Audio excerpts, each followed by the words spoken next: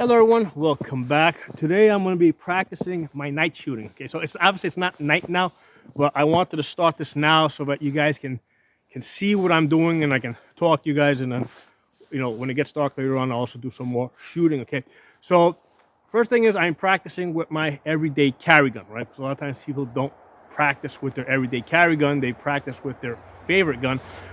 So my everyday carry is a Glock 43. And if you notice, there's no light on this, okay? And there's a reason for that, because I did have a light on this gun for about 6 months. And what I found is that it made the holster, because it had to be a light bearing holster, it made the holster bigger, and it just was a little bit less comfortable, which by itself would be okay. But then what I also noticed is with the lights that mount onto these small pistols, the light buttons extend past the guard. And especially if I'm wearing a glove and I would try to get my finger in there, my finger would sometimes get caught up, or the glove would get caught up on the light button. Okay, so it would actually slow me down more. And then when I thought about it some more, it's like, wait a second, like in all cases, you're almost always going to start off with your handheld light. Okay, you're always going to start off with that.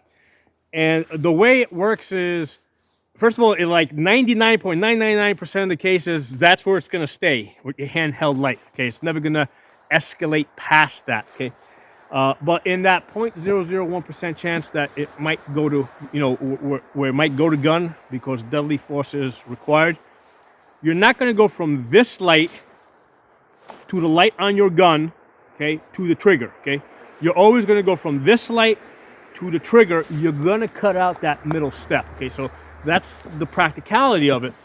And the reality is, essentially, this is the technique that I practice, right? Holding the gun like this. I don't know what the name of this technique is. Now, essentially, you are shooting one-handed, right? This is one-handed shooting, but with a little extra support over here, okay? So you got to practice that, okay? So before you even get to doing live fire, like this, right? Before you even get to that, and you got to practice in and out of the holster. Come out. Before you practice that, just get proficient shooting one-handed, okay? Put the light away. Put it back in my pocket, okay? Just, just practice shooting. Get good at shooting one-handed. Coming out. Getting back in the holster. Now, getting back in the holster is really important, right? Because in the self-defense situation, you don't want anybody to come onto the scene, okay, and basically see you standing over somebody that's bleeding, holding a gun. Okay, so you have to practice the reholstering.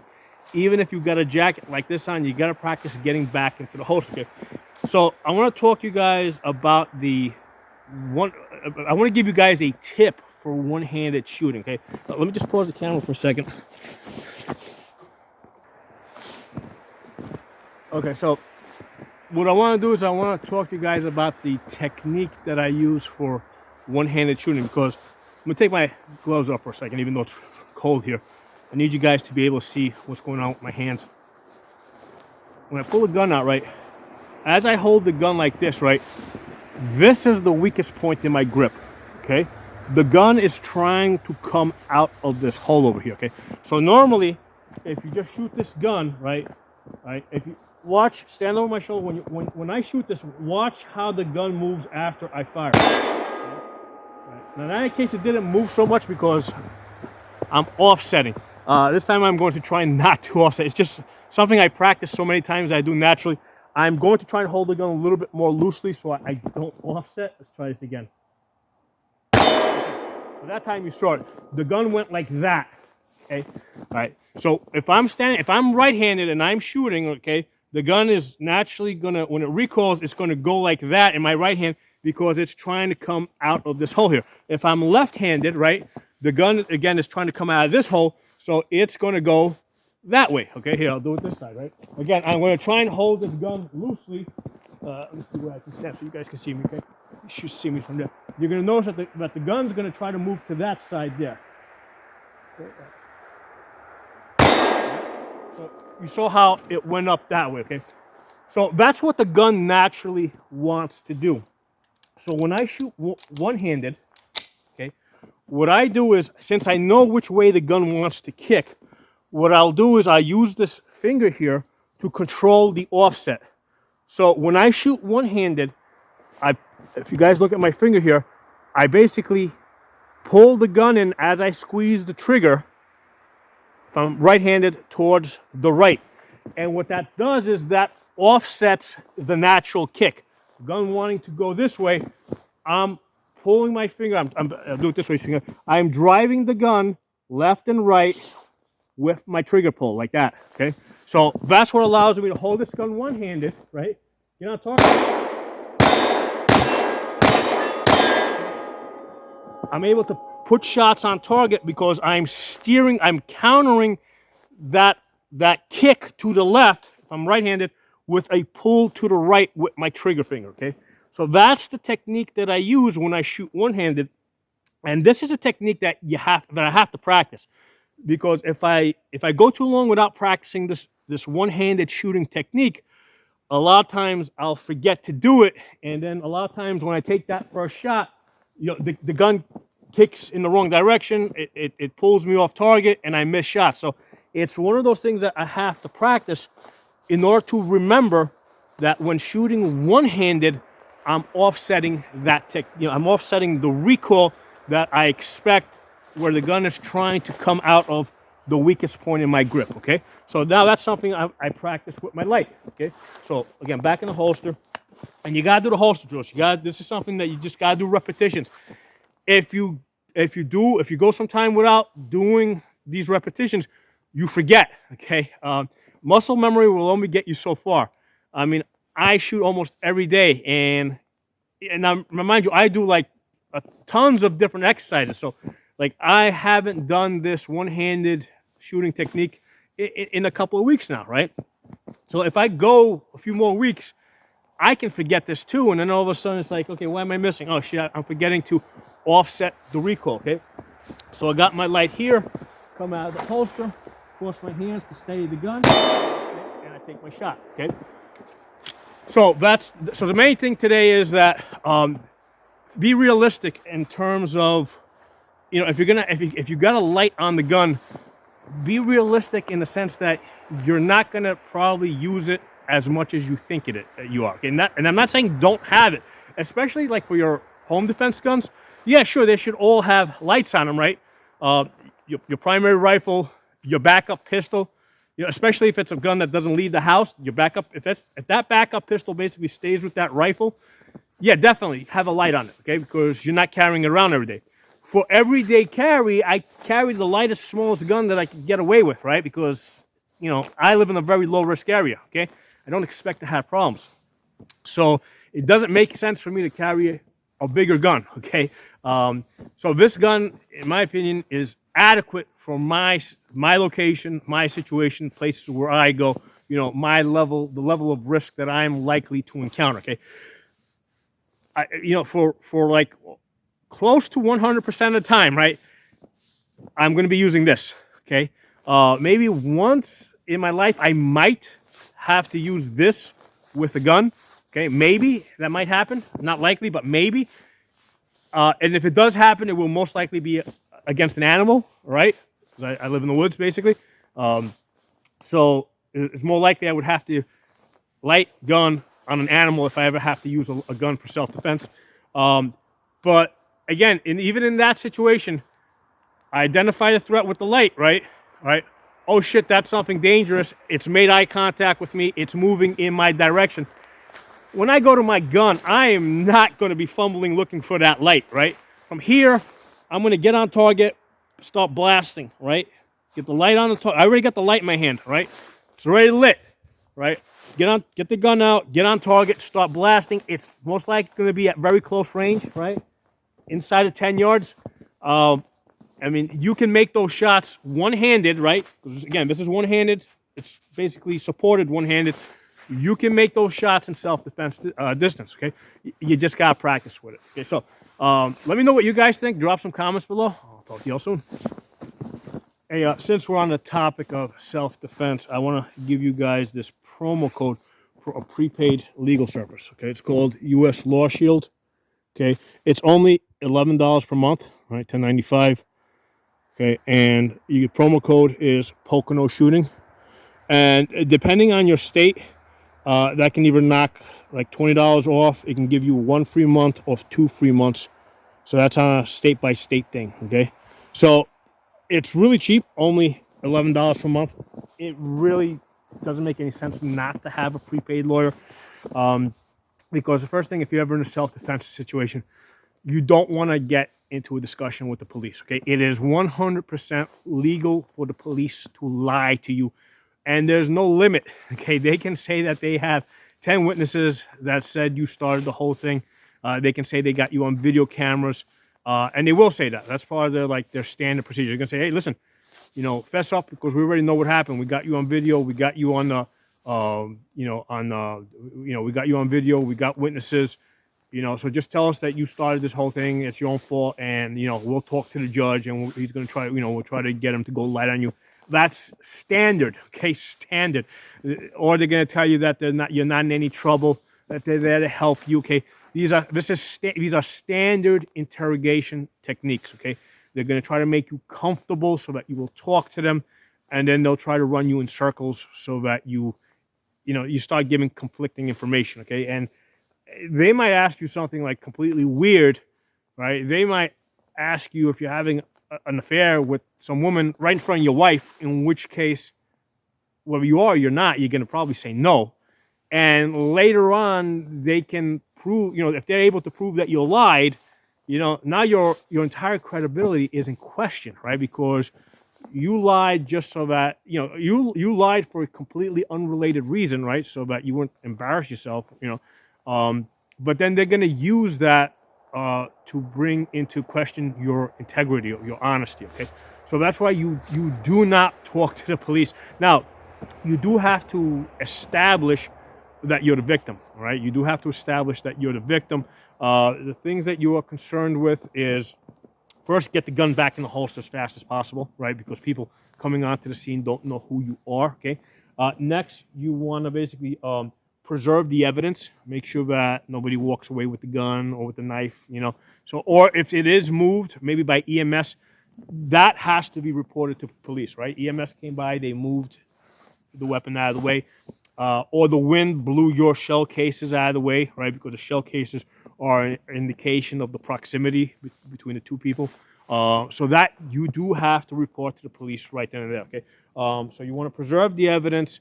You want to point out witnesses. Say, hey, I can't talk to you without talking to a lawyer, but those people over there, they were there. They can help you out, okay? If they, invoke your Fifth Amendment right, make it clear that, hey, you want to cooperate, right? You're trying to be, you want to be polite, you want to be courteous, you want to cooperate, but you need to do it with your attorney, okay?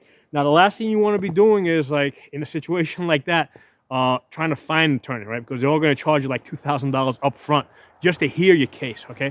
So you want to have a prepaid lawyer on hand, ready to go, on your phone, okay?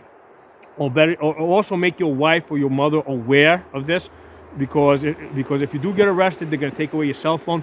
You're going to get one call. You have to be able to call up your wife or your mother and say, hey, in my drawer, there's this card with my lawyer's phone number.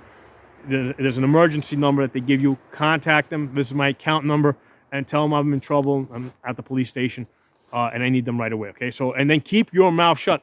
Don't just invoke your Fifth Amendment right and then start yapping to the police. Tell them that you invoke your Fifth Amendment right, and then, in fact, shut up, okay? So, again, the one I use is US Lawshield. And the reason why I use them is because they're cheap. They're only $11 a month, okay? And then with the promo code there, you get some sort of freebie. The promo code is Pocono Shooting. Hey, everyone. We're going to be practicing what I talked about earlier. So, we got the light on, okay? We're going to assume that we're having a discussion, right? So I've identified somebody. We're talking. Why you on my property? You gotta leave. Unlike a tactical situation where, like, you put the light on, you shoot, you turn the light off, you move.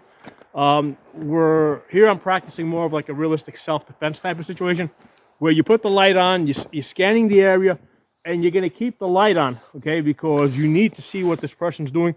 The assumption is that you're not going to need to go to your gun. The assumption is that, they're going to leave, okay, if they're, or they're going to stop. They're not going to assault you. So that's what the assumption is normally going to be. So we have to be working within that reality. Okay. Now, however, in this exercise, we're going to be practicing a self-defense type of shooting exercise where deadly force is needed. Now, like I said earlier, we're practicing essentially shooting one-handed, right? Where you're shooting one-handed and it's kind of supporting it with the other. Okay. Now, the other thing to be aware of is that my light is nuclear bright.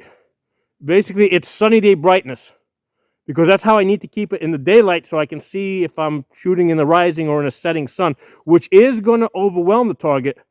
But if at close distance, that's not an issue, okay? Because let's get into, especially at night, I mean, the distance that you would most likely be in is something like this, right? And probably a lot closer, but for the purpose of here, I don't want I don't want the fragmentation coming back at me, so we're going to maintain a little bit distance. So, realistic situation. Hey, what's going on? What are you doing here? You're not supposed to be here. What's in your hands? Put it down. Stop. Stop doing what you're doing.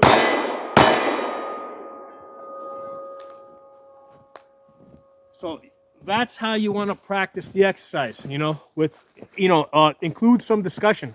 What would you be saying? Now, you can also use the light tactfully, right? Because the light can be very blinding. Now, that can also escalate the situation unnecessarily. So you generally want to keep the light down.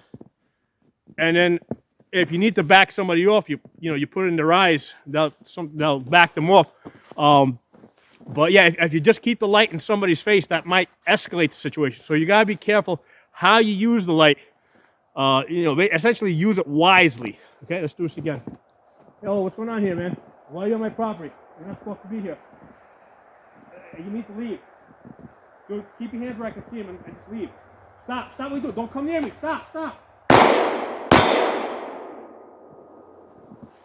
And then I would turn, depending on the situation, I might want to turn off the light and move, okay?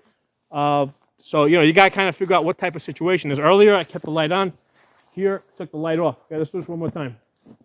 Yo, why are you here, man? Stop. Listen, back off, man. You gotta leave. You can't be here.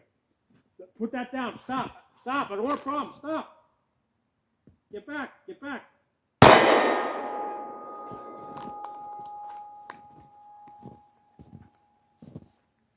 So, if you saw there, I intentionally paused for a second. Maybe because they had a knife and I thought that they had stuttered. Now, here's the thing, really important. When the gun comes out of the holster, it comes out to be used. So you cannot take the gun out of the holster until you reach the point where deadly force is justified, okay? So once that gun comes out of the holster, just at that point, it's justified.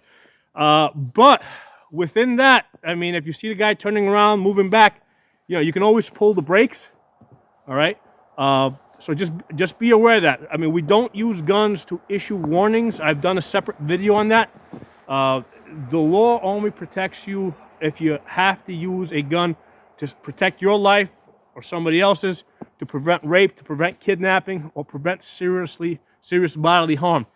The law does not give you any protection for warnings, okay? So if you use the gun to issue some type of a warning, all right, to scare somebody away, they can turn that around on you and say that you were threatening them, okay? Now, obviously here, I'm drilling a situation where it's on my own property, so I have an additional level of protection. But again, I gave you guys a link to a prepaid legal service. These are the type of things that you want to discuss with your prepaid legal service. Now, the one that I gave you guys, US Lawshield, it's not just to use them if you're actually in the self-defense type of situation. You can also use them to ask questions, right? You can ask them questions like this, like, at what point is deadly force justified, right? But you can also ask them questions about, this is my everyday carry. These are my home defense guns. In my state, I mean, is it okay to use these guns, okay? Because you might be in a state where, let's say, you're limited to 10 rounds, right? So obviously, you want to make sure that that's what you're using, okay? So you can ask them those, or if you're traveling, you can ask that prepaid legal service for if you're traveling. They can give you an itinerary. Tell you what states you can carry through.